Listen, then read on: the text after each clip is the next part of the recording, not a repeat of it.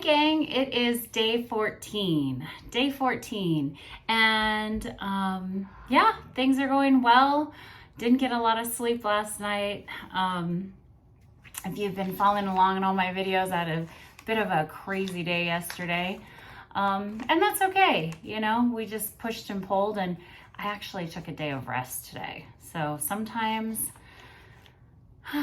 you just need to rest. I was feeling, honestly, a little dehydrated and just a little worn out.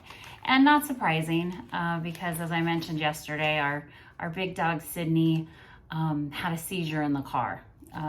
She has epilepsy from valley fever, unfortunately, and she's on medication, and she's actually doing much better than she was, but still had a seizure yesterday, and it was a little stressful.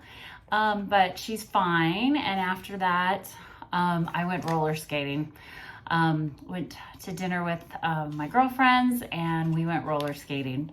So, which was a blast, but we didn't get home till really late. And yeah, I was tired. So with that, yesterday we kind of kicked off talking about the plot structure signposts in Act 2, which is the arena of conflict.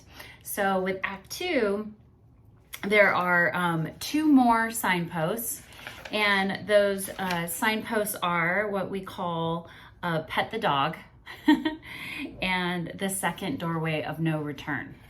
So good stuff. So if you, and I'm going to give you a little homework, and if you're watching any movies this weekend, look for the pet the dog moment. It's a very common term that's used in plot structure where your protagonist is takes time out of his own crisis or her own crisis to help another person, seemingly unbeknownst to them, or an actual dog, you know, like a child, an animal, another person. Let's see, I know the first example that comes to mind for me is one that the author James Scott Bell points out, and it's in The Fugitive with Harrison Ford. And it's when he's in the hospital and he's trying to get the records he so desperately needs to, you know, clear his name and prove that his wife was murdered, and it wasn't him that murdered his wife, and that the records had been tampered with. And I mean, the marshals are right on his tail. I mean, the marshals are right on his tail. But there's a kid there, a young man in the hospital who's being misdiagnosed. And the misdiagnosis that he just happens to come across as he's posing as a doctor when he actually is a doctor would be fatal to this young man's prognosis. So in the midst of all the craziness, Harrison Ford's character in The Fugitive stops and makes sure that the information that they need to help this young man properly is given, and it puts him at great peril to being captured. So that's a pet the dog moment. So super cool. But you'll find them in many movies, and I just give you homework to look for some of these signposts as you're watching some films. So the last doorway of or last signpost of Act 2 is the second doorway of no return. And we talked about the first doorway. It's a point where, you know, the character kind of, in a sense, walks through this door and their life has completely changed. It cannot go back to the way it was. They are utterly and entirely changed. So as you might imagine, the second doorway of no return, which is like, if we're talking about the suspension bridge and we're talking about the 2 giant, gosh, I'm calling them pylons. I was going to research this so I could talk to you more engineer-like. And I'm sure I have some engineers like that. But 2 suspension bridges, there's always 2 major structures that are the main support beam, so to speak. And this is our second one in the suspension bridge analogy for plot structure. And so this second doorway of no return is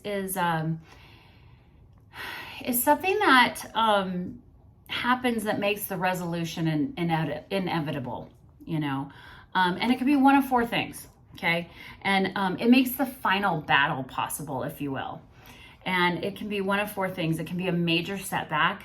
a major clue, a discovery, or another crisis, a crisis, and the character cannot go backwards from it.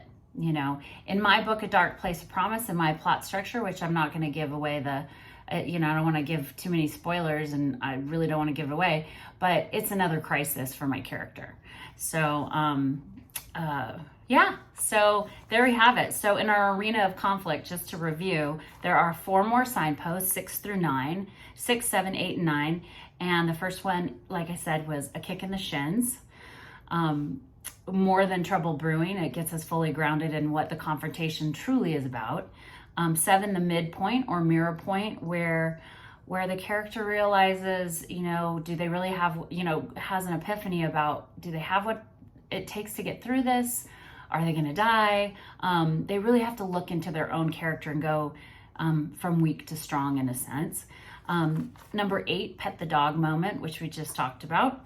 And the second, doorway of no return. So yeah, if you have any questions or comments for me, again, it's just a lot of fun to talk about this stuff. And I would love to hear, if you're writing fiction or as well, or always wanted to, or just a movie buff, let me know, what insights you have from looking at this a little more closely.